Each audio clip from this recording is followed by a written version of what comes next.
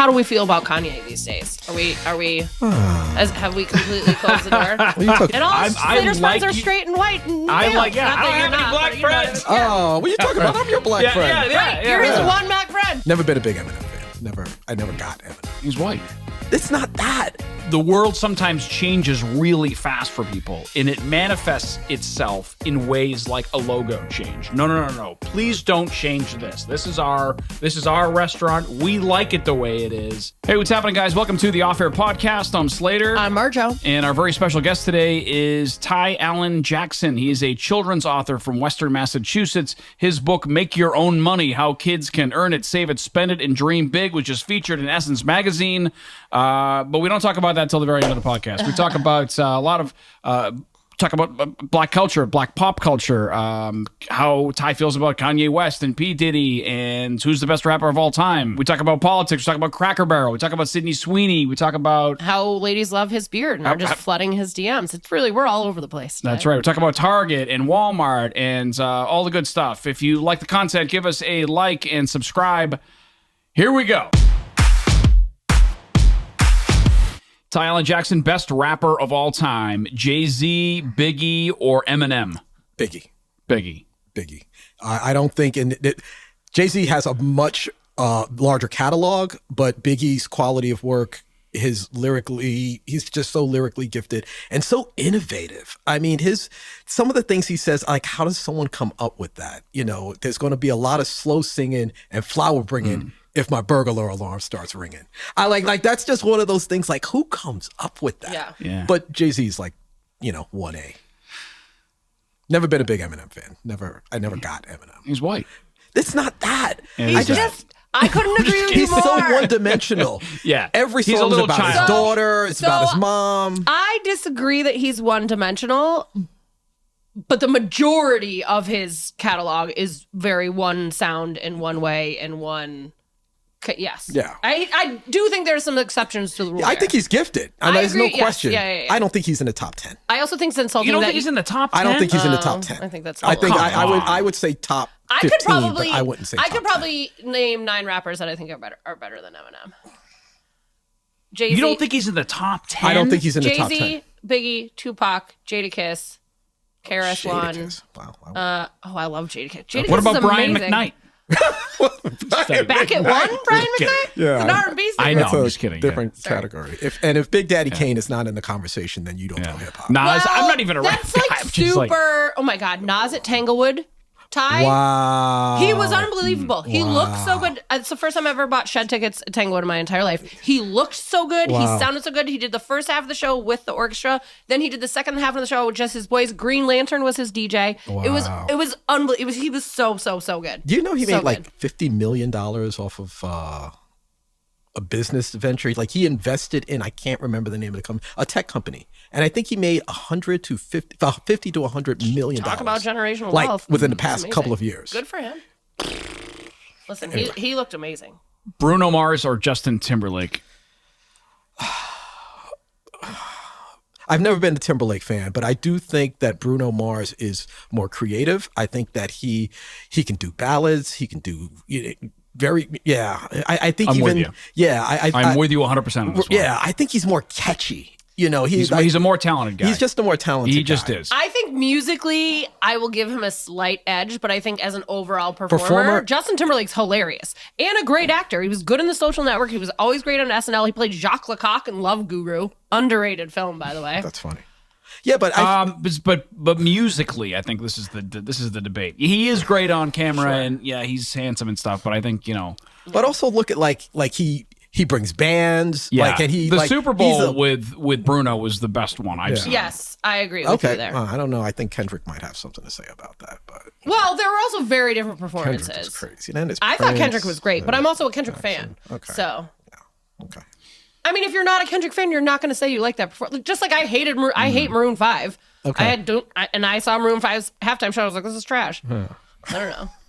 You're comparing. I understand I'm comparing apples and oranges. Yeah. So do you not think that the Super Bowl should be full of big hooks and big, super familiar songs? Sure.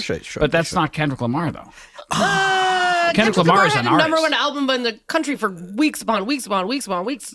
Yeah, but you know what I mean?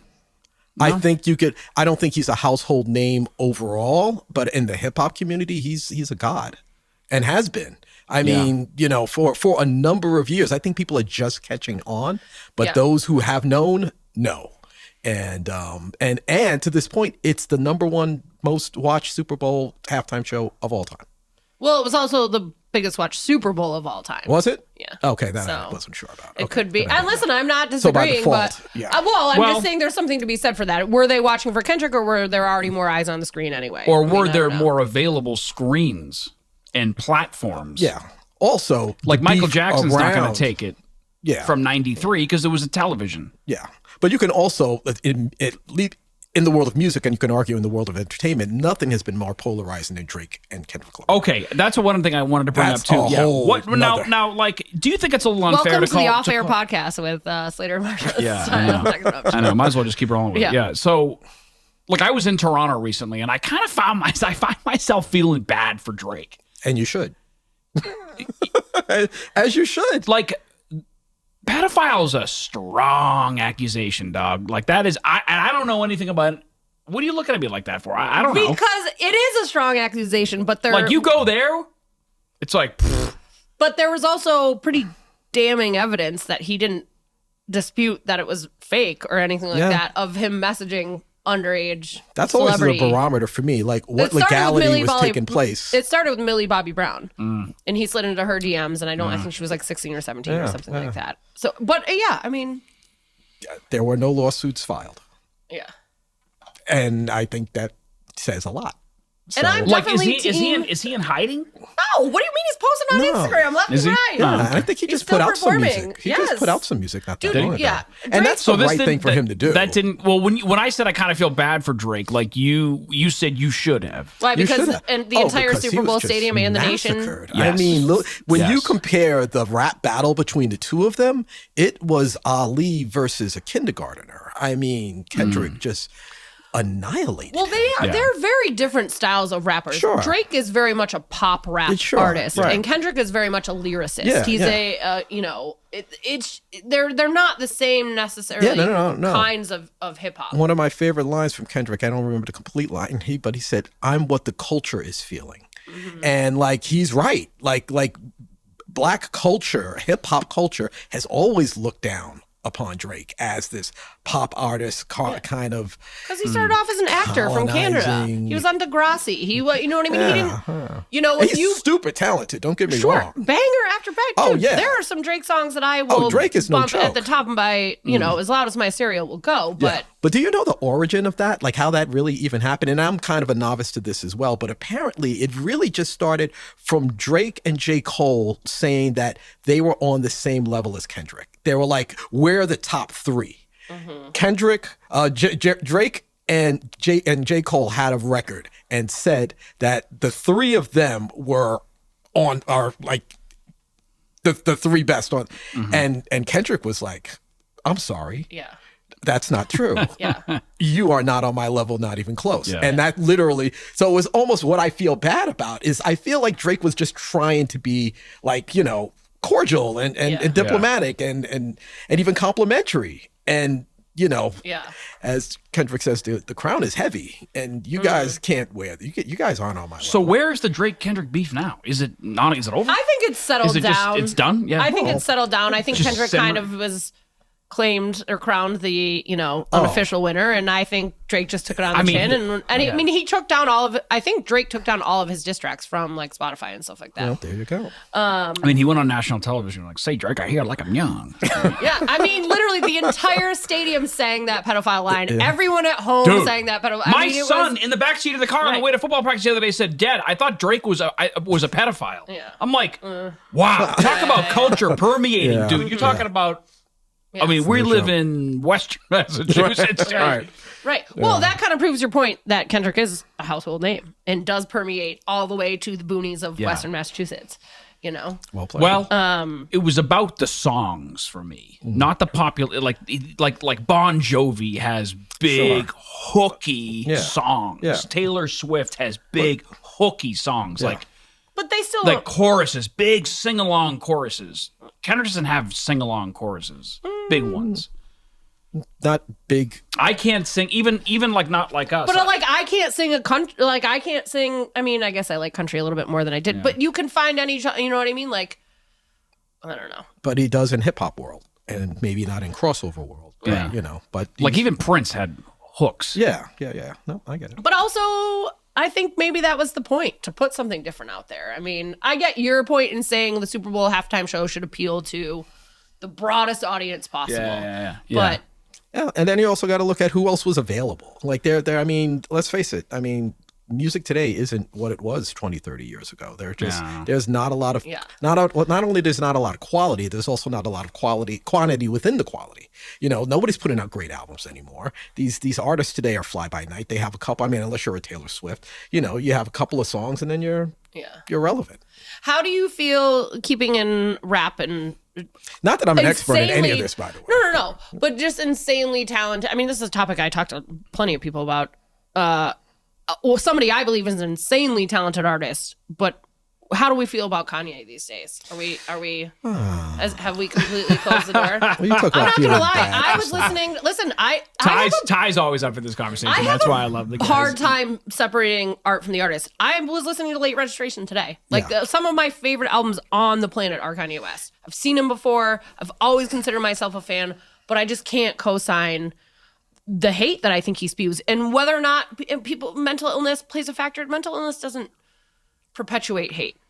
I mean, maybe it does manifest itself in that way with him. I don't know. Anything? Any thoughts? Yeah. First of all, Kanye is right about this. Kanye is a genius. And Kanye's the first to tell you that he's a genius. Mm-hmm. And Kanye is right. Kanye is a genius. Like creatively, his work creatively is maybe you could argue the best, even passing Kendrick in the past 10 years. I bow down to him for that. Mm-hmm. But after that I turn off. I turn him off. There's a point where you don't listen to crazy people despite appreciating their work. Right. And so I think a lot of Black culture has turned their back on him. Sure. And that they're just like, we don't pay attention to crazy people. Well, I appreciate great work if he puts it out. Sure. His opinion about Jews or Gaza or politics, like, you can separate the two. Oh, you have to. Yeah. Unless he hurts someone, but then I mean, like literally hurts someone. Mm-hmm. Then you got to R. Kelly him. Then you got to Bill Cosby right. him. Yeah. Then, that's the thing is, like, I know R. Kelly's a monster, but Remix to Ignition is a banger. Yeah. Am I going to get in trouble for that? Listen, we're not playing it on the radio, but if it comes on my, I can't do that anymore. You don't listen. I can't. I've done totally. Step in the Name of Love. I abandoned it all, and it's the hardest thing. It is. Yeah, because that 12-play album, I must have played thousands of times, but I can't do it anymore. Who else is on Ty's Do Not playlist? Is Michael Jackson on there? Oh, of course, Michael Jackson is on there. So he's on the playlist. You don't listen to any Michael Jackson at all? No, he's on my playlist. There. No, I'm playing Michael. I mean, I don't think anything has been legally proven. So it's just R. Kelly. Is Kanye on there? You know who else? We want to know who you're listening to in the shower. Kanye West or not? No, I mean. Oh yeah, definitely. I listen to Kanye today. Yeah. I'm not playing it on the radio. I'm not playing R. Kelly. I'm not. Wait, who else was there? That's an issue. I don't listen to. Well, it kind of ties in with cancel culture too. Like, what are we? I mean, when does somebody's body of work supersede their personal opinion? Well, I don't listen to Chris Brown. And I that's a great example. I really used to I really, really liked Chris Brown. Yeah. I took my kids to his concert, but once the thing happened with Rihanna, we're done here. Yeah. I can't listen to it. And it was just discussed by this guy who's really popular on ESPN that Chris Brown is a better entertainer than Michael Jackson, which is sacrilegious. It's actually getting a lot of noise. They are similar in their styles of the dance. And I mean, I disagree with that, but I can understand why somebody can make that Yeah, argument. it's- Was Stephen A? Was it Stephen A? Who was it? Stephen A is another one of those guys like I just turn off. And unless it's sports, and even sports sometimes I turn them off. I can't remember the guy's name, but he's a very popular. It's kind of hot on Instagram right now that they're talking about him. But so I can't remember his name. But he had this really valid tried to bring up these valid points that Chris Brown is better than Michael Jackson. And personally, I can't listen to. I can't even make the argument anymore because once Rihanna happened, I got 2 little girls. Yeah. Like once that happened, I clicked him off. But don't you think there's plenty of men who are probably abusive and we just don't know about it? Sure. Yeah. I mean, sadly, that culture is so much more prominent than we all realize. And you know what? If they made Apple Watches, I wouldn't wear an Apple Watch. Or if they had Nike, I wouldn't do that either. Gotcha. I wouldn't buy a Tesla. I mean, like you wouldn't buy a Tesla. I wouldn't buy a Tesla. And I was pro Tesla, pre-Trump. Yeah. But now post-Trump, I'm like, I wouldn't buy a Tesla. So political affiliations will change your consumer habits. Yes. Got you. Yeah. Sadly, that's kind of where we are. And I'm not. I haven't shopped at Walmart and I haven't shopped at Target. Yeah. Not since it all went down. To me, it's a case-by-case basis. There's certain stuff that I'll bend on and certain stuff I won't. But. We just had this argument on the radio today. Yeah. About you're boycotting Target for a different reason, though. Yeah. I'm assuming because of their DEI. Their DEI, policies, yeah. Right. They went back on it. Yeah. Okay. They were so pro, and I think that's what hurt, is that they were saying, we are pro. And then Trump came and said, diversity, equity, and inclusion isn't important anymore. And they cowered. And what's more important, meritocracy or DEI? Meritocracy, of course. I mean, it should be merit based, but we also they can exist. Sorry, go ahead. But we also have to understand that systematically, so many things have been done to suppress many cultures in this country, and we need to give them fair opportunities to excel. Mm-hmm. Even if that punishes somebody who's like straight, white, and male. I think that the market will dictate who should win and who should lose. I believe, but there should be opportunity. But there should be fair opportunity. I believe the two can exist together. I don't think it has to be all merit based or all DEI.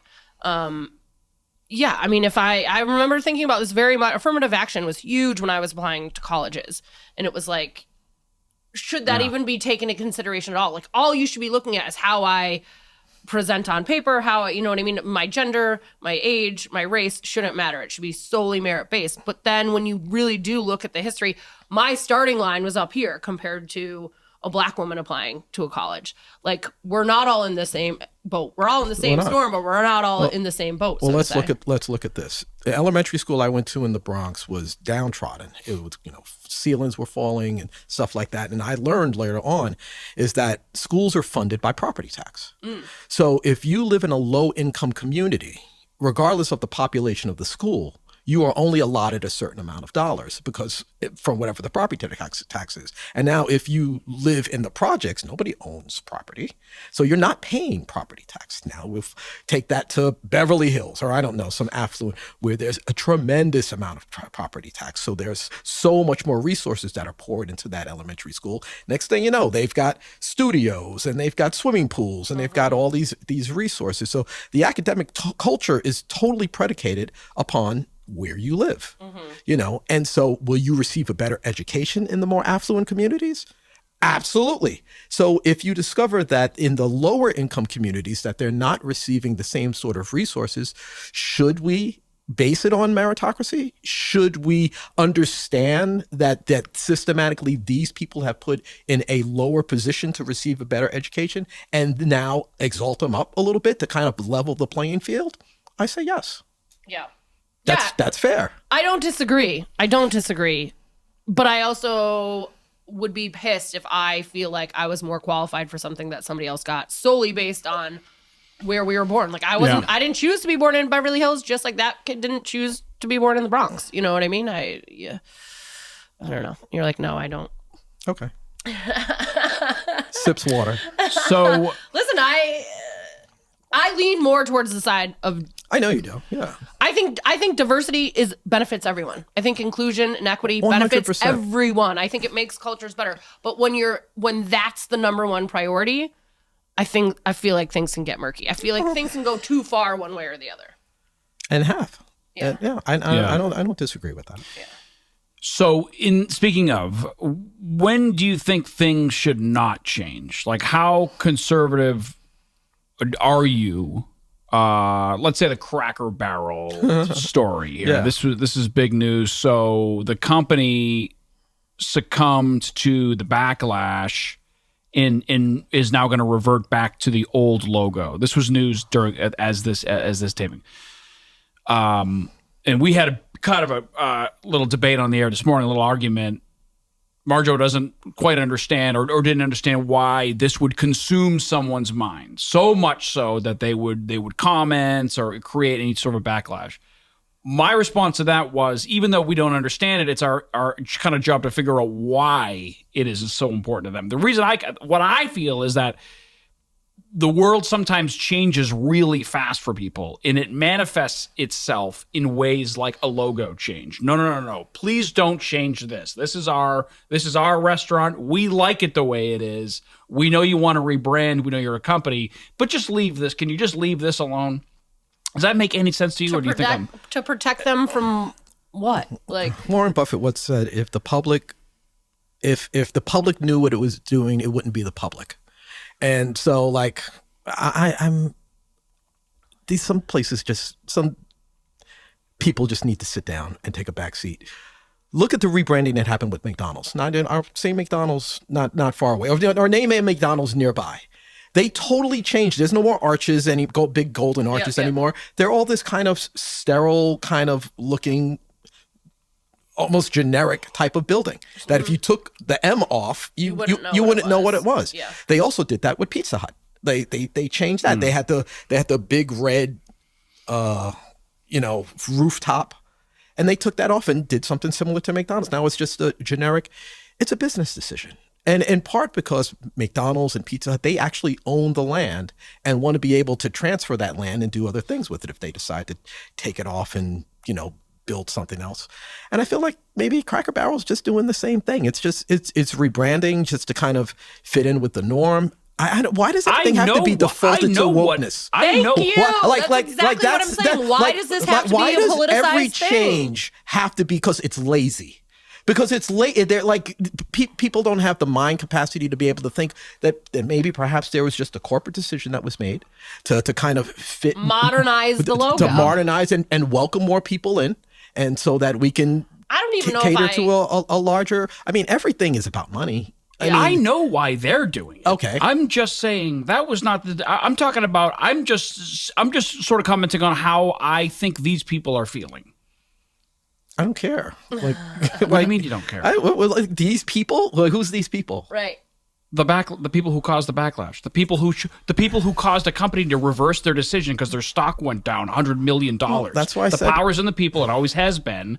The same thing. The same reason they're doing that is the same reason you're not going to Target anymore. Okay. Well, and they have, but the DEI policy and a logo are two different. 100%. I mean, it's still support or not support, though, right? Sure, but why? I mean, not supporting Target because they've removed their DEI initiatives is a lot different from changing the way the semantics, logo looks, the logo and the aesthetics of a Cracker Barrel. There's no racial component to that whatsoever unless you create one. And that's what they did. So all of a sudden now the change of the logo and the change of the structure of the place now has to align with wokeness. Says who? Yeah. Like who made that? DEI was prominent. First, right. It's some people don't like woke. But who aligned it with wokeness? Like who people said who that? wanted to argue people about like the old man with the barrel, weaponizing everything. We're just gonna figure out. Well, it must be because the new CEO is some young millennial chick who now wants to integrate wokeness because it's lazy. It's like but there's no alignment to wokeness whatsoever. They're just rebranding. Okay, If you don't like, how's that change their food? It's the same crappy country fried steak that. There is some upgrades to the. So I mean, you're just not a Cracker Barrel guy. Oh, I've never even been to a Cracker Barrel. To Slater's point, I think it's other things manifesting in this. But why does everything have to be politicized? Why does everything have to be about what's woke and what's not? Well, you just said because that's where we're at. You're not buying a Tesla because that's where we're at. Yeah, but I mean, this guy has blatantly dismantled so many things that are important about this country. The Target has blatantly removed DEI initiatives. So like I don't see Cracker Barrel doing anything of that. They just rebranded. Everybody rebrands at some point. People just need something to be angry about. Yeah. Well, the same thing with Bud Light. They partnered with Dylan Mulvaney there. Poor Dylan Mulvaney was on 3 cans of beer. Kid Rock goes up there and blasts a machine gun, magazine worth of bullets through a Bud Light 12-pack, and next thing you know, their stock is dropped. So many snowflakes. I mean, everybody's so sensitive. I know that's the irony. I think of people who push back against woke culture because they're so offended because you're changing the logo of something. Yeah. And I truly believe the extremists on both sides. They're the same groups of people. You're the same people. The 2 kids were shot and killed today in Minnesota. I guarantee you the uproar about it will be nowhere as close as Cracker Barrel. Oh, of course not. Yeah. I mean, there's mass shootings every single day. Well, the guy had a manifesto. I mean, it's breaking right now, so I don't really, as of this taping, I don't have a ton of details, but I don't know. He's But we're gonna do thoughts and prayers again. Yeah. We're gonna do Disturbed Young Man again, and then we're not gonna worry about it. Nothing's gonna change. Well, what can you do? Okay, how did I get into this conversation? I'm not asking you, because that's what we say. Well, here we go again. Thoughts and prayers, and nothing's going to change. Well, what can you do? People are crazy. That is way above my pay grade. It is above my grade. People are nuts. People are psycho. We just had the gun guy on the last episode. Sure. I think it's okay for people. People are nuts, dude. I think it's okay for people to say, what are we going to do? Nothing's going to change. It shouldn't but be also easier. Not have the solution. Like, I know something needs to change. Do I have the solution to it? I certainly don't. It shouldn't be easier to get a driver's license. I mean, to get a gun license and a driver's license. You know, there should be better background checks. There should be just standard common sense laws that certain people should not have guns. And I don't know. And maybe we need to put more counselors in school where people have the opportunity to talk and have discussions about things that are going on negatively in their life, so that we can kind of pick up where children are troubled, and so that they don't become adults who are troubled and do these horrible tragedies. I mean, what's the origin story on how we suppress this? Like I said, it's well above my pay grade, but I know this. We got to do a better job of supporting and loving one another. We got to do a better job of having conversations that aren't polarizing about woke Cracker Barrel. That shouldn't be a conversation. That shouldn't be worthy of all the polarizing news media that it's getting. When there are people who are just where people can't pay their bills, where churches are being shot, and because this happened in church. I mean, come on, what are we talking about here? I mean, the guy's nuts. I mean, he's nuts. He's anybody who does that is nuts. And then he killed himself. I think. I don't know. I know he's not. I had my 2-hour internet break before we started this, so I don't know what's going on. He's been unalive. Today's episode of Off Air with Slater and Marjo is brought to you by Berkshire Adventures. Berkshire Adventure Tours, e-bike tours, picturesque picnics, private e-bike rides, Cloud9 seats, hidden gems, and scenic picnics. I did one of these the other day. Can't recommend it enough. Great local guide here in the Berkshires. So BerkshireAdventureTours.com. You can find them on social media. How do you feel about soft language? Speaking of woke. Soft language? I'm from the Bronx, baby. Unalive. No, that's another. You don't say committed suicide. You say die by suicide. You don't unhoused. Say unhoused, unalived. Yeah, like I don't know. I mean, again, I think it's a case-by-case basis. I think the term commit, I think language does matter. I think language is important. And in certain cases, like, I can understand the changing the phrase commit suicide. Because he went through with it. He committed it. He committed to it. Yeah. I understand. I understand definitely the sensitivity surrounding that. But I don't understand, and I've asked many people. I guess I've never asked a homeless person, but I don't understand the difference between homeless and unhoused. You're saying the same thing. Yeah. And you're saying they don't live in a home. I don't. Again, we put too much emphasis on a lot of these things. But also, I'm not the arbitrator of what's offensive to homeless people and what's not, because I'm not homeless. Just like I'm not the judge of what's offensive to black people or what's offensive to men. Right. Because I'm not that. Like, that's the problem with censorship and things like that. Like, who gets to decide what's offensive versus what? Slater and I talk about this all the time. Like, he doesn't get to decide what's offensive. If a term's offensive to Native Americans, you're not Native American. Right. I don't know. Do you think Native American people were What are you doing? This is what Slater and I talk about all day. Yeah. By the Do way. I think Off air, Native literally. American because you're people such a good sport about it. And you're not a dumb guy, and I like. And all Slater's like friends are straight and white. And I male. like. Yeah, Not I that don't you're have any not, black but you know what I friends. mean? Oh, what are you talking about? I'm your black friend. Right, you're his one black friend. When Slater says, You're I'm my not racist, spiky-haired friend. I have a black friend. I like Chappelle. I like Cat Williams. I love those guys. Yeah. I like Shannon Sharp. I used to. Yeah, Shannon Sharp. Yeah. Did he settle? I He think settled, so. I right? think Yeah, so, I think yeah. he 50 settled. million. I think 50 so. million. I think he settled. Well, she's quiet, so he must have settled. Yeah. Yeah. Yeah. Situation. Yeah, that's great. So you hate Trump, right? I don't want to get down there. I don't need my DMs So what if he- filled with stuff. Right. You know, but What you if know, he pardons P. Diddy? I mean, he's another horrible human being. Yeah. I mean, we saw monster, what dude. he's a monster. I couldn't even watch that video. it's I didn't even disgusting. watch it. Yeah. But he was not guilty of the serious stuff, wasn't he? Well, he was found not guilty in a court of law, and we all know how that works. I mean, you have to present a certain amount of evidence. That doesn't mean he didn't. Not guilty doesn't mean you didn't do it. It means that you were found not guilty in. Here's what I'll say Yeah. about Trump. I hope anyone who holds that office protects its citizens and does the right thing for each and every one of them. And I hope that he comes around and does that, because I don't feel like that's the case. I hope that he does a great job. You know. If he invited you to the White House, would you go? No, No? I would not go. I wouldn't either. Oh, come on. No, I If wouldn't. President Trump invited you to the White House, you wouldn't go? I wouldn't go. Why not? What if he had a chance to change his mind on certain things that you guys disagreed on? I don't know. Have you listened to? Nobody's changing this guy's mind. Well, we just said we got to talk to each other, so I didn't know. I mean, you just said more love in the world, got to talk to each other, then he won't go. I think the fact that you talk about he's suppressing DEI, he is literally putting Confederate statues back. He is removing history. He is saying that Black history is no longer relevant. He's trying to shut down colleges and museums that are promoting facts about American history that that this administration is forcing the world to say is not relevant and should be ignored.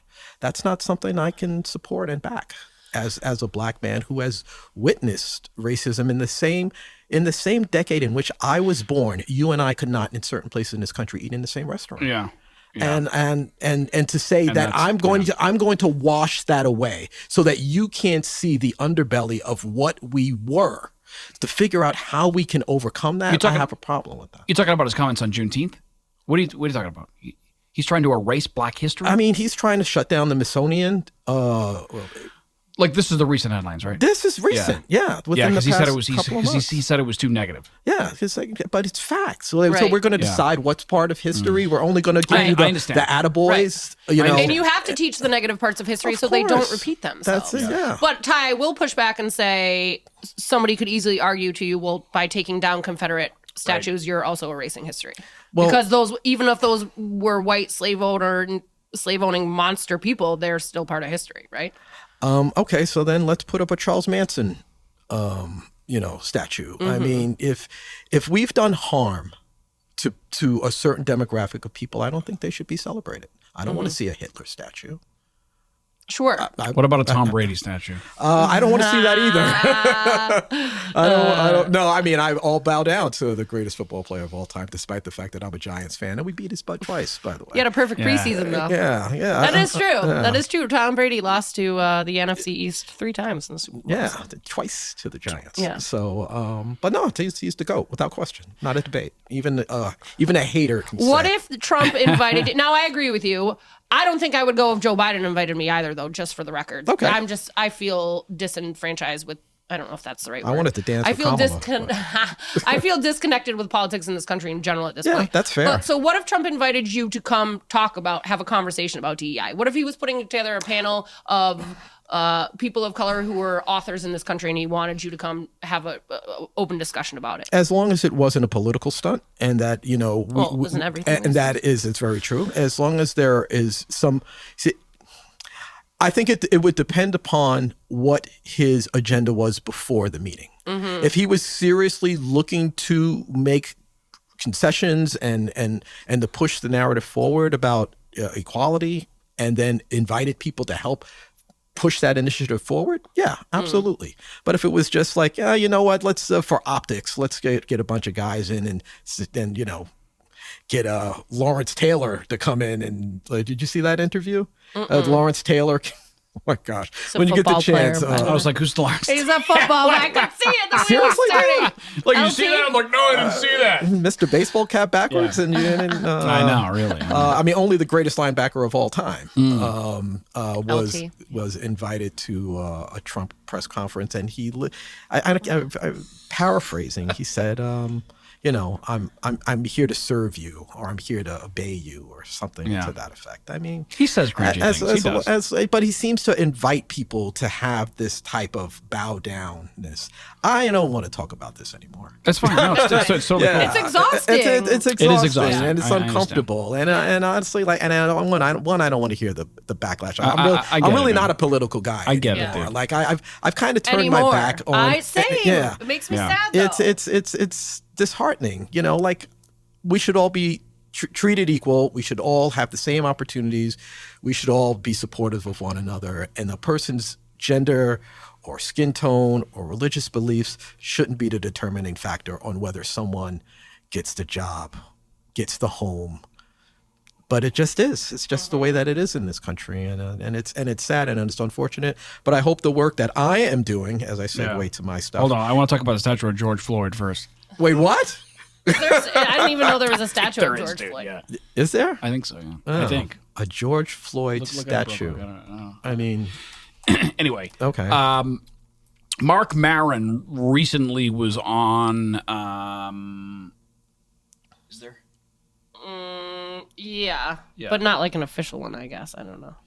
I think they were just kind of memorials that people made. Mark Maron said something about Netflix sided with Chappelle over transgender rights. We wanted to, I don't know why I wanted to ask you that. Are you a Chappelle fan? I love Chappelle. Yeah. Yeah, I mean, he's incredibly funny. Yeah. I am really big on being entertained and not being politically swayed.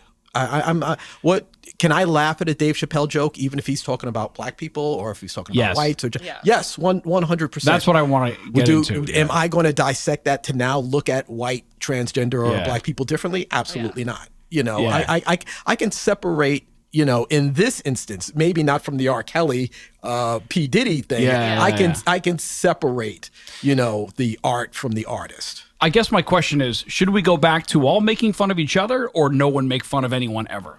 Because that's what seems to be the two, you know? Like I think we had a segment. Who was I asking if black people can be racist? Who? We were talking with Craig about that. Craig about it. That's right. He went over to Kenya to do some charity work, and he was way outnumbered, obviously, and he was racially profiled. And he was like, wow. Like he sort of got a glimpse of how, you know, a black person potentially could feel in America. So we were asking the question, can black people be racist? And I was like, well, of course they can. You know, any human being is capable of being racist. And Marjo said she had a friend that she said that black people don't have or black people aren't racist, or it's impossible for them to be racist because they're not not dominant race. They're not the largest representation. Majority. They're not the majority, and they don't have the power. I mean, racism is based in power. Mm-hmm. You know, so I thought it was just Go ahead. I mean, I guess people can be racist. You know that you can say, you know, negative, derogatory things about someone. But racism is also based in power. So unless I have the type of institution that prohibits you from getting a home, from going to school, from getting a job, then having, I mean, anyone can express their views in a horrible way, and sadly, many people are. Right, like if you were treating a white person differently just because they're white, that is racist behavior. Sure, but then I think there's a broader systemic racism right. that I think that person was trying to say. I know Ty is our guest, but I have 2 cents on Dave Chappelle and things like that. I think what makes people nervous is that Dave Chappelle is a comedian. So when he makes a joke on a platform, on a special, that's where that joke lives as part of that special, to make people laugh, to make them think. The problem is when Joe Schmo on his couch goes on Facebook and starts spewing hate towards transgendered people, hate speech towards transgendered people, and then wants to say, well, Dave Chappelle can make a joke about it. I think that's what makes people nervous. I think comedy should always be comedy. I think comedy should be protected. And I think you have the choice to laugh or not. You as the consumer get to decide whether or not what he's saying is funny. That's your opinion, you know? Just like we don't all think the same thing is funny. But I think people just get nervous that gives other people license to just be hateful towards whatever group a comedian is making fun of. Comedians have a lot of power right now.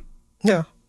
Comedians and podcasters have a lot of power. Well, I mean, listen, anybody with a phone has a lot of power right now. I mean, that's where we are now. And I think that's maybe what we need to be really conscious of, is that we can't allow every voice that comes into our head to kind of like sway us and dictate us. We can't be so mentally weak that one comedian's comment about somebody is now going to be the narrative that we all need to follow. Yeah. I mean, let's do a better job of raising our children. So when they hear hate, that they don't automatically default to that's got to be the truth. Because Dave Chappelle said it, because Bill Barr said it, because whatever. Bill Barr's really great, by the way. Bill Maher. Who has a beautiful black... Are you talking about Bill Bill Burr? Barr. Okay. Bill Burr. I'm sorry. Yeah.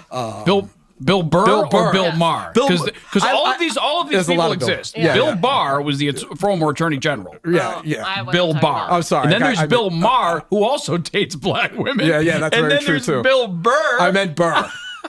Wait, isn't Bill Burr's wife black also? Yeah, she's black. Okay. Yeah. Right. That's why I was like, whoa. That was like the perfect little... Yeah, that's my bad. Yeah. Yeah, I was speaking of Burr. Bill Barr. Yeah, Bill Barr. Yeah, Bill Barr. Yeah, I think comedy is subjective. I think comedy is a tough one to throw into what's acceptable to say and what's not, and what's hate speech and what's not, and all those things. What's protected speech and what's not. I mean, when you look at the whole, I'm going to go down this rabbit hole again with the whole Joe Rogan and what do you think about the manosphere? The whole manosphere thing. I mean, congratulations for having your moment. What's manosphere? I have no idea. It's the manosphere. What's that bro mean? Culture. It's the manosphere. Bro culture. Rogan. And usually slightly right-winged, bent. Discussing everything from politics to cultural norms and stuff like that. I mean, I feel like so much of this is a backlash from other minorities having their moment. And so now bros, or I don't know, trying to use that as code for something else, are pushing back. White guys. They're using it as code for white guys. There you go. I understand. And, I don't know. It just feels just weird. Let's talk. I voted for Obama. I was one of the white guys who voted for Obama. Okay. Well, why'd you vote for Obama? Wear that like a badge. Yeah. I mean, because he seemed like the right guy. I can't be racist. I voted for Obama. There you go. God, I don't think Michelle. Yeah. You have a color TV at home? I just loved him. Yeah. I just loved him.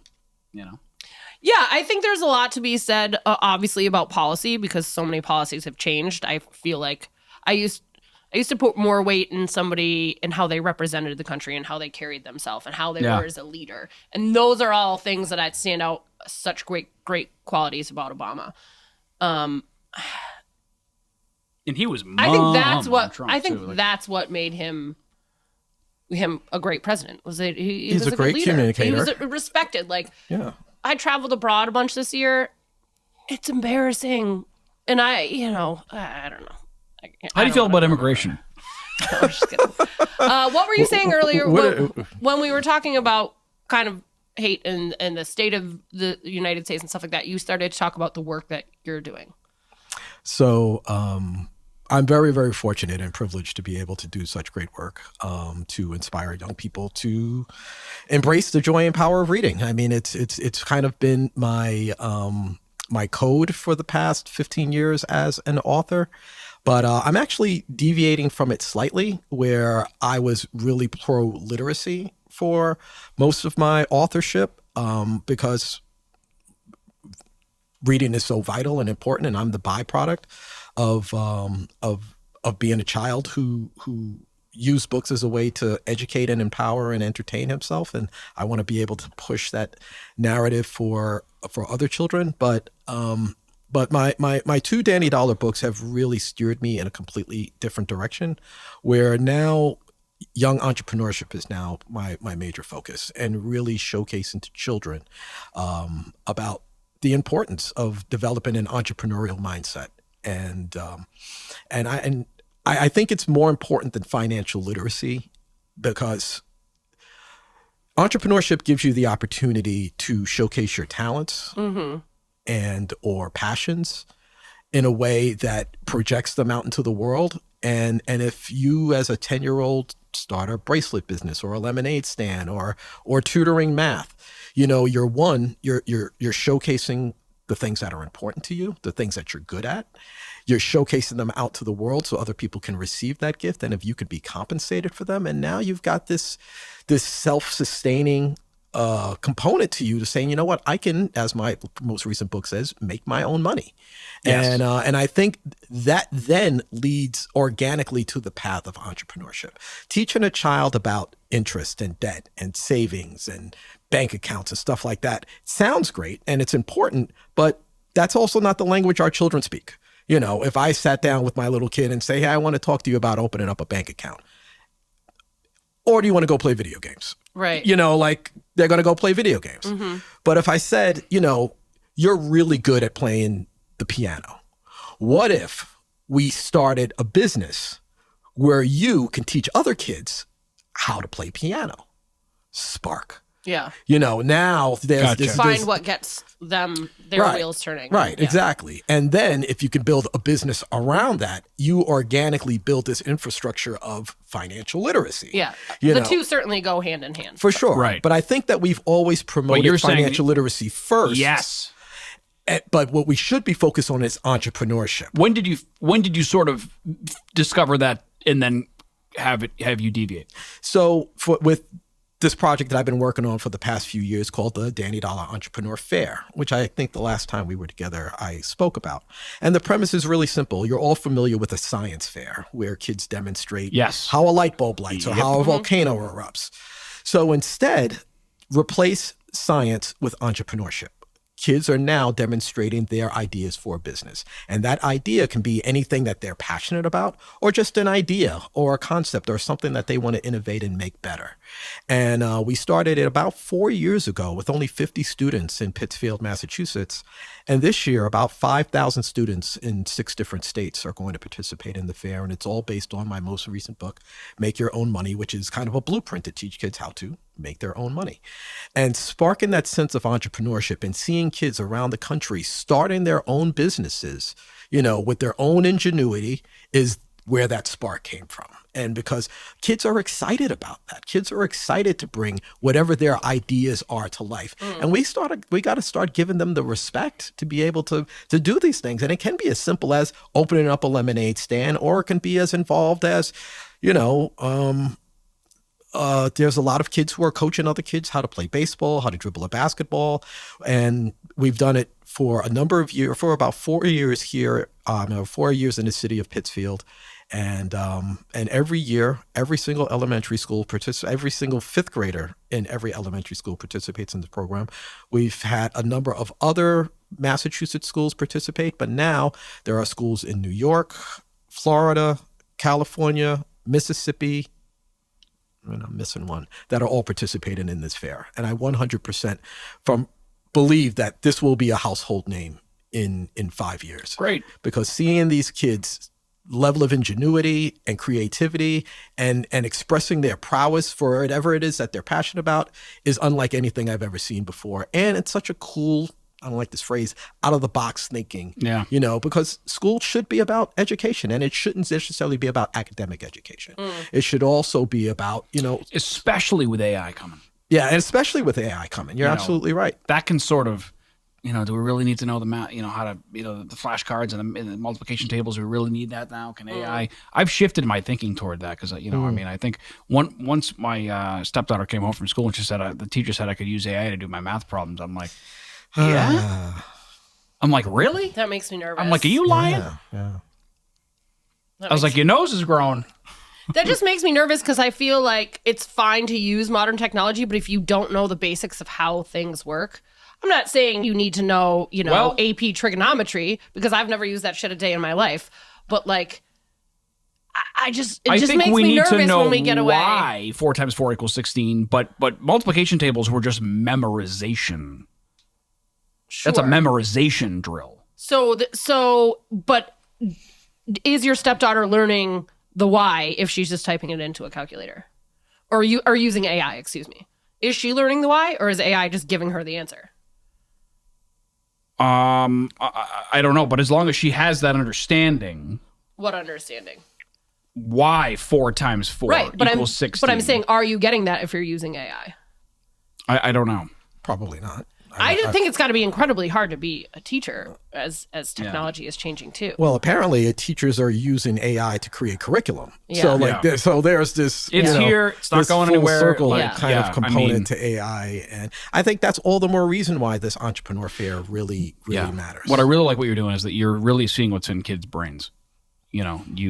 Literally, they're projecting their mind onto, I think what's really important is that they're bringing this out of themselves. Yeah. That they're discovering their own passions. And they're giving themselves permission to do it. And I think that's like kind of the secret sauce here, where it's a lot easier to teach a 5-year-old how to play piano than a 25-year-old how to play piano. Of course. Yeah. So all if you just present them with the opportunity and say, you know what? You could start your own business, but wait a minute, I'm only 8 years old. I can't start my own. Sure, you can. Here's are the tools that you need. They're like, what do you love to do? You love to make bracelets? Let's go to Michael's and let's go get a bunch of bracelets, and they'll cost us $20 to make. We sell, $5 a piece.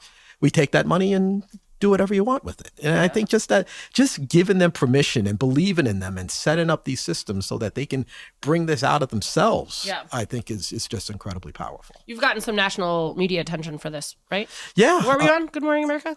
So not about that particular program, just the book itself was featured on Good Morning America and Disney Plus. But I will say I'm very proud to say that just this morning, my book was featured in Essence Magazine, which is one of the premier Black magazines in the country. Yes, black fist thrown up in the air. White fist, black Get fist. that still. Yeah, right, there get you that go. still. That's going to be the cover of this episode. Oh, God. All right, not the Hitler thing. I just went to raise my hand. There you go. That's it. Which is honestly very exciting. Yeah. I mean, it's a huge publication and will be a nice resume builder for me moving forward. But this entrepreneur fair, I think, is going to be a really big deal, and it just makes sense. It's a familiar concept because we've all been a part of a science fair in some capacity, and it just makes sense nowadays to like showcase how smart our children are and give them the opportunity to be able to showcase that intelligence. I've never needed to know who the 17th president of the United States was. Right. I've never needed to know that. But it's a good But knowing how I can be self-sustaining and how I can make my own money, is a really powerful tool. Yeah. What's the name of the book? It's titled "Make Your Own Money: How to Earn It, Save It, and Spend It" with Danny Dollar. All right. Allan Jackson, everybody. Wow. Flies by, right? Yeah, that's crazy. We appreciate it. I appreciate you guys. I love you guys. Really, man. My pleasure. You were always right back at you. I feel so comfortable, with you talking about anything, and that's really important, and that's why.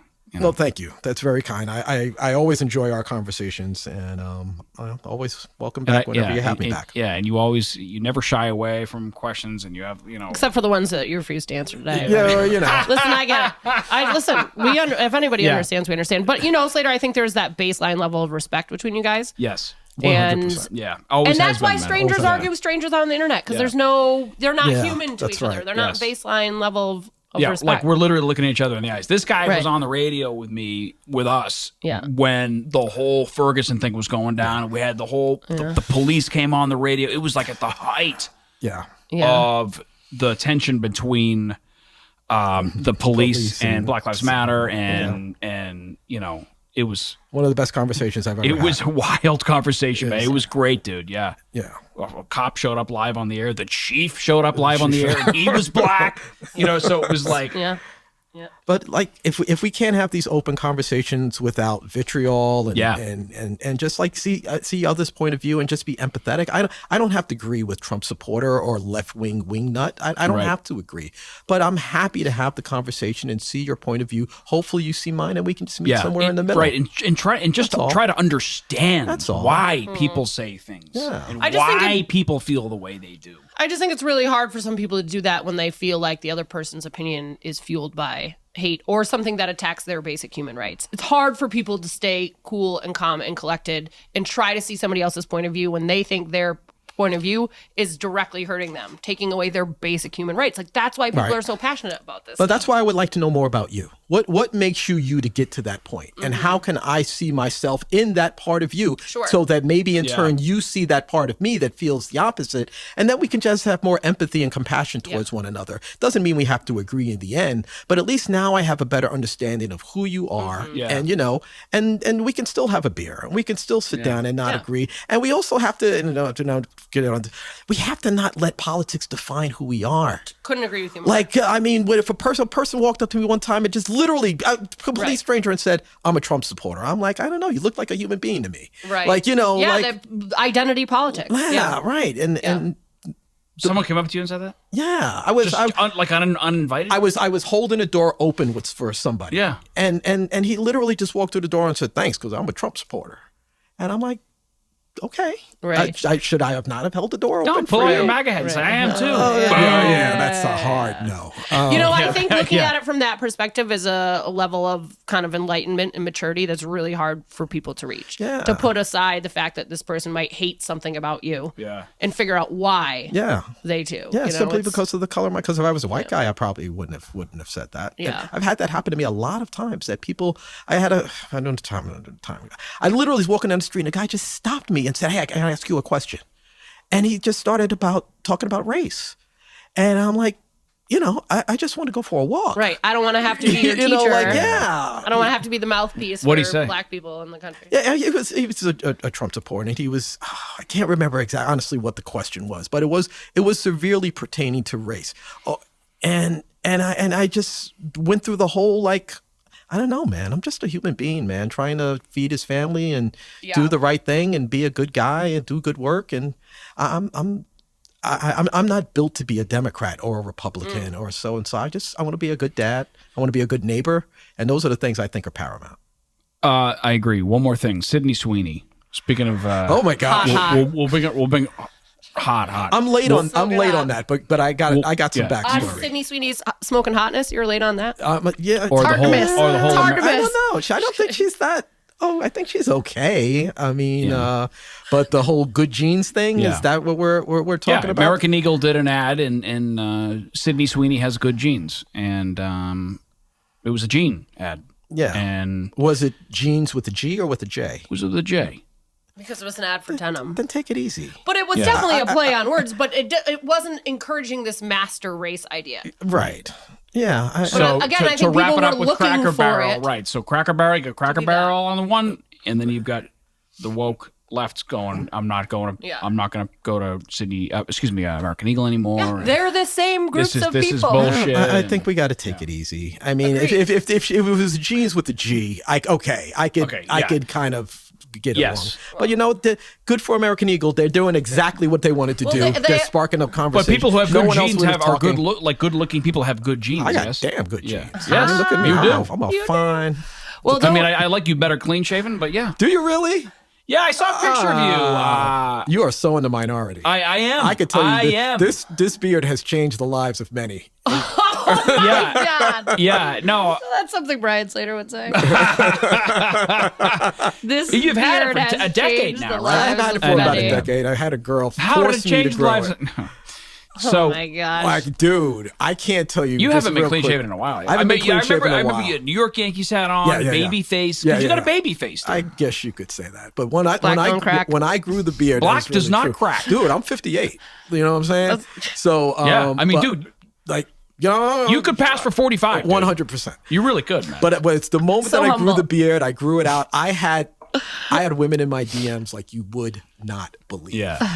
And saying and people I knew would be like, Yeah, it's a vibe. Yeah. So it's going nowhere. I fast. understand. That's I so understand. funny. I understand.